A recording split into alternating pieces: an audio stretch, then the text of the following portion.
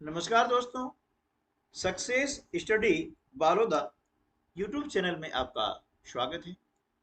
आज के इस वीडियो में हम नेशनल मीन्स का मेरिट स्कॉलरशिप एग्जाम की तैयारी के लिए विगत वर्षों में संपन्न हुई परीक्षाओं के क्वेश्चन पेपर हल आपके समक्ष लेकर के आए हैं और उनमें से यह गणित विषय का पहला पार्ट है। और अधिक पाठ देखने के लिए आप हमारे चैनल को सब्सक्राइब कर सकते हैं और अपने साथी को भी शेयर कर सकते हैं। तो आइए शुरू करते हैं हम आज का वीडियो। पहला प्रश्न है 11 के 3 क्रमागत गुणजों का योग 363 है। इन गुणजों को ज्ञात कीजिए। अधिक गुणज क्या होते हैं? यानी जो गुणा के द्वारा प्राप्त होते हैं वे कहलाते हैं गुणज। अब 11 के 3 गुणज कौन से होंगे जिनका योग 363 होगा? तो देखिए, मान लिया हमने कि 11 के 3 गुणजों में से पहला जो गुणज है यानी इसे हम कहते हैं अपवर्त्य, है ना। गुणज यानी क्या हो जाएगा? अपवर्त्य यानी मल्टीपल। तो पहला हमने 1 से मान लिया, ठीक है। दूसरा जो गुणज है वो इससे क्या होगा? 11 अधिक होगा, यानी हमने 1 से धन 11 मान लिया। तीसरा जो गुणज है वो क्या होगा? x धन 22, ठीक है ना। यानी हर अगला जो गुणज होगा वह 11 अधिक होगा, क्योंकि 11 के गुणज है वो, है ना। जिस संख्या के हमें गुणज ज्ञात करना होते हैं, ठीक है, हर अगली संख्या में वह गुणज, वो संख्या जो है गुणज के रूप में जोड़ते हुए चले जाएंगे तो अगला गुणज प्राप्त हमें हो जाएगा। ठीक है, हमें गुणज प्राप्त हो चुका है, 3 गुणज हमारे हैं। अब इनका योग कितना है? 363। योग यानी इनको जोड़ना है। ये इस प्रकार जोड़ दिया हमने, इनका जोड़ कितना आ रहा है? 363।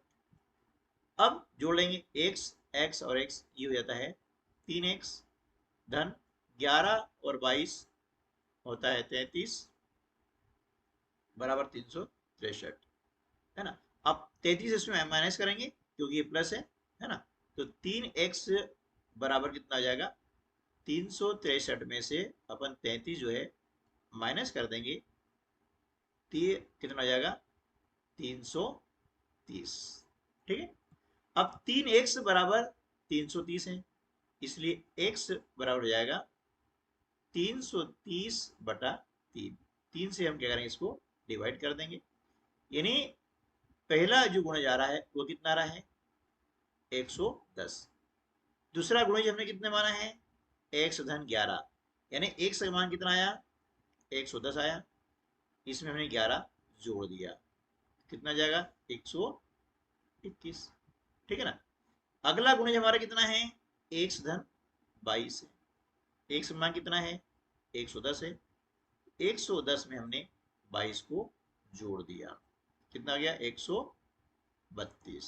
इस प्रकार से ये 3 क्रमागत गुणज हो गए हैं, 110, 121 और 132। अब देखिए, ये जो गुणज है विकल्प बी में विद्यमान है, इसलिए विकल्प बी जो है इस प्रश्न का सही उत्तर हो जाएगा, ठीक है ना। ये प्रैक्टिस करेंगे तो इसे बहुत कम समय में से हल कर पाएंगे।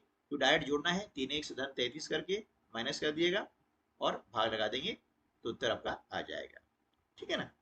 क्या आप एनएमएमएस परीक्षा में सफलता प्राप्त करना चाहते हैं?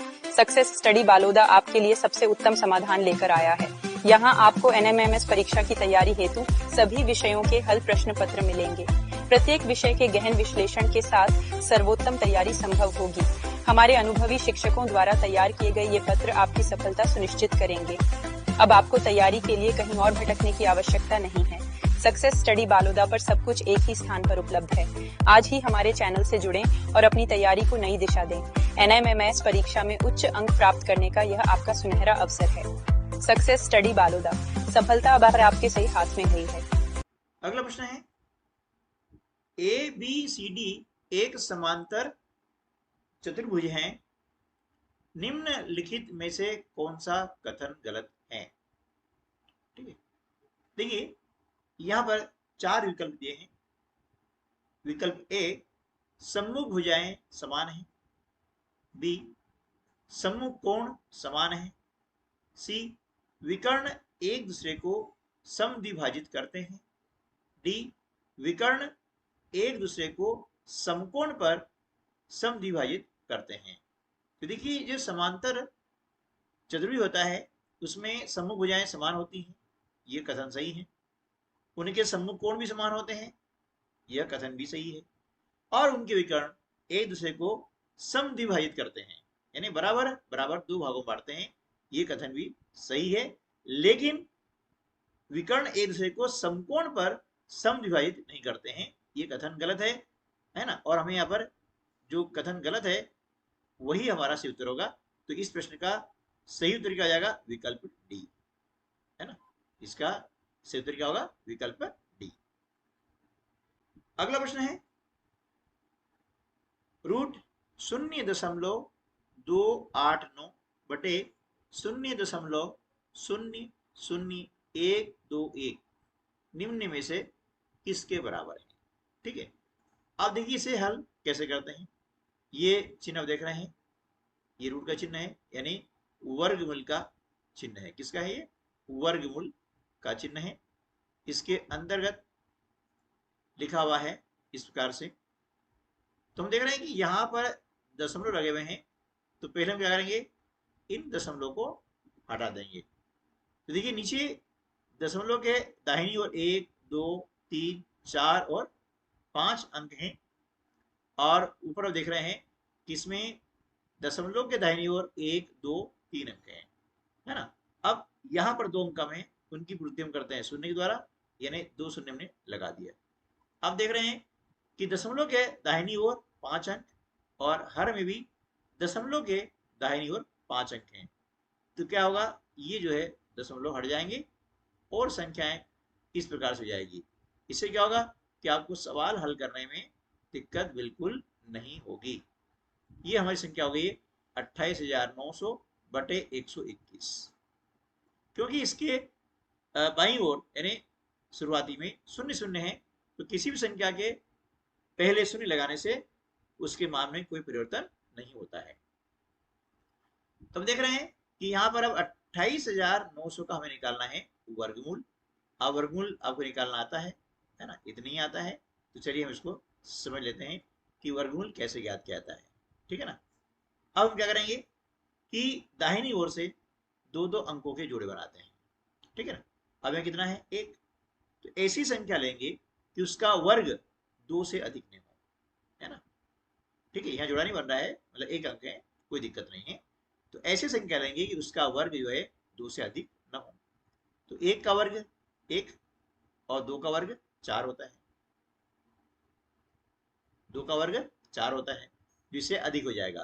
तो हम संख्या लेंगे 1, एक यहाँ लिखा, एक यहाँ लिखा, और 1 में 1 गुणा करते हैं तो 1 आता है, ठीक है। अब 2 में से 1 को हटा दिया, 1 बचा। अब जो यहाँ अंक है इसको इसमें हम जोड़ देते हैं, 1 और 1 कितने हो गए? 2 हो गए। अब अगला जोड़ा उतार लेंगे, है ना। अगला जोड़ा कितना है? 89 का है, ये हमने 89 उतार लिया। अब 2 के दाहिनी ओर यहाँ पर क्या है? खाली स्थान है।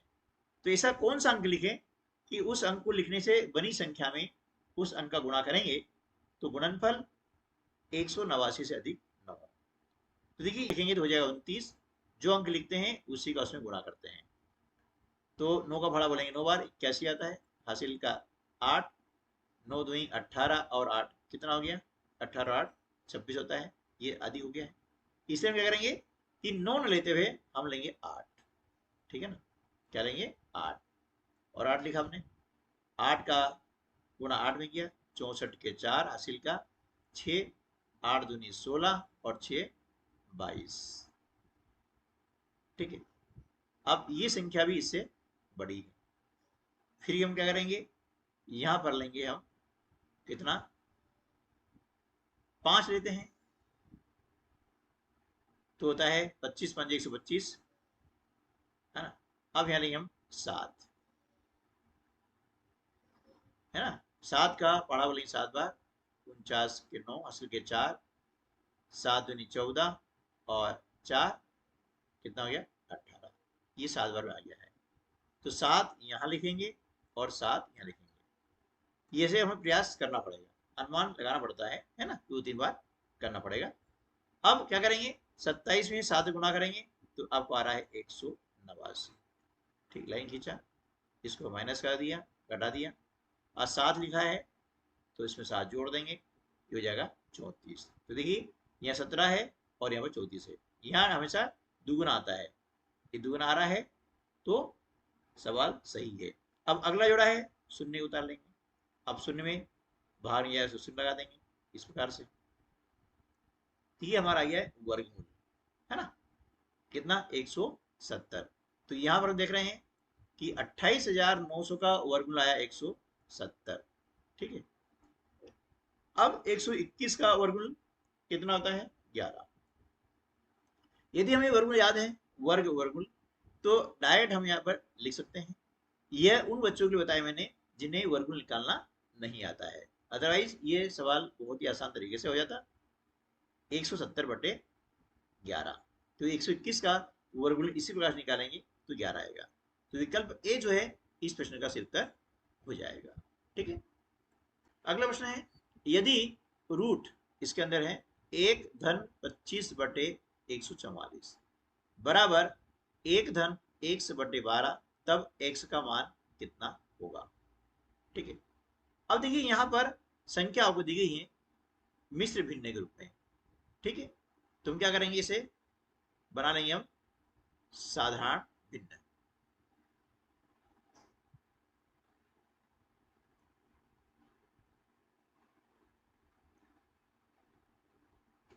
ये संख्या आपको दी गई है मिश्रित भिन्न ग्रुप में, और इसे हम बनाएंगे विषम भिन्न ग्रुप में। कैसे, देखिए 144 से गुणा करते हैं एक में, कितना आएगा 144, और 144 में हम 25 को जोड़ देंगे तो आ जाएगा कितना 169, है ना।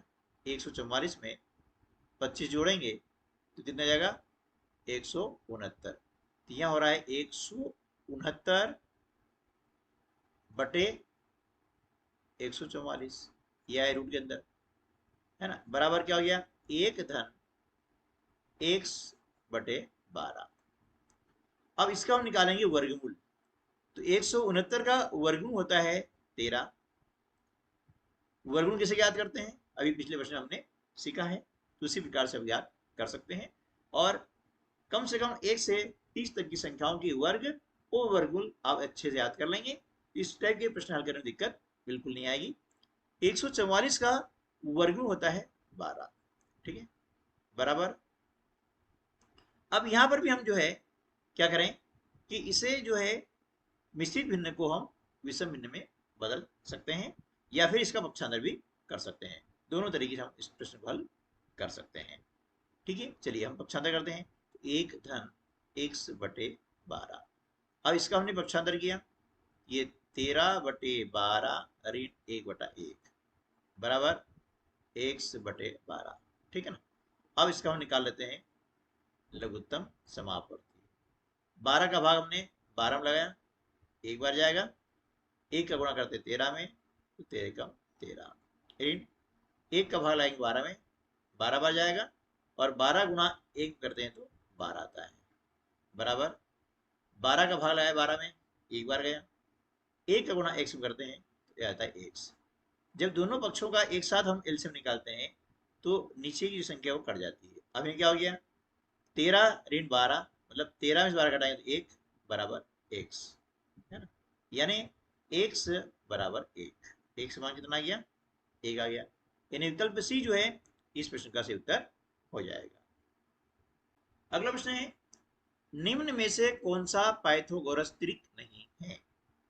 ठीक है, देखिए पाइथागोरस त्रिक है या नहीं है, इसे ज्ञात करने के लिए ध्यान रखना है कि इन तीन संख्याओं में से जो सबसे बड़ी संख्या है उसका हम वर्ग ज्ञात करेंगे, है ना, सबसे बड़ी संख्या का वर्ग।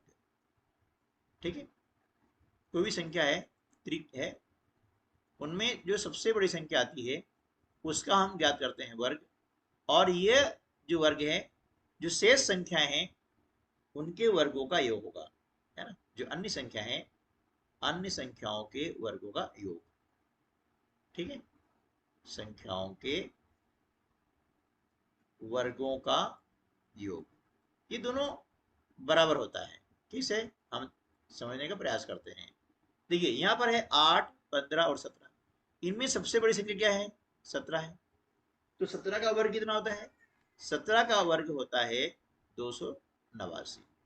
ठीक है, अब ये वर्ग जो है ना, ये वाला, इन दोनों संख्याओं के वर्गों का योग के बराबर होगा। देखिए 8 का वर्ग 64 और 15 का वर्ग 225। अब दोनों को हम जोड़ते हैं तो कितना आ रहा है? 289। ठीक है ना, ये देख लीजिए कितना है? 289।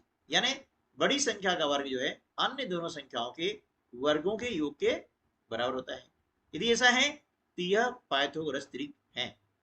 ठीक है, इसी प्रकार से हम क्या करते हैं कि सबसे छोटी संख्या है इसको ज्ञात करने का प्रयास करते हैं। हो सकता है कि हमारे उत्तर भी समय हो जाए, है ना, और इस प्रश्न उत्तर हमें मिल जाए। तो 6 का वर्ग कितना होता है? 36। 4 का वर्ग 16, 5 का वर्ग 25। अब इन दोनों को जोड़ दो, कितना रहा? 41। यानी सबसे बड़ी संख्या 6 है, इसका वर्ग आ रहा है 36, अन्य दोनों संख्याओं वर्ग योग 41। यानी ये बराबर नहीं है, ये बराबर नहीं है। इसलिए क्या होगा कि पाइथागोरस त्रिक नहीं होगा। तो विकल्प डी इस प्रश्न का से उत्तर हो जाएगा, है ना। इस प्रकार से हम प्रश्न को हल कर सकते हैं। अदरवाइज सभी संख्याओं का इस प्रकार से आपको वर्ग याद करके हल करना होगा। अगला प्रश्न है, निम्नलिखित में से कौन सा एक त्रिभुजाकार पिरामिड है जिसके सभी फलक समबाहु त्रिभुज हैं? ए आयताकार पिरामिड, बी वर्गाकार पिरामिड, सी चतुर्पार्श्वीय, और डी इनमें से कोई नहीं। तो देखिए ऐसा एक त्रिभुजाकार पिरामिड होता है जिसके सभी फलक समबाहु त्रिभुज होते हैं, उसे हम कहते हैं चतुर्पार्श्वी पिरामिड। तो आज की वीडियो में बस इतना ही। मिलते हैं अगले वीडियो में, तब तक के लिए नमस्कार, जय हिंद।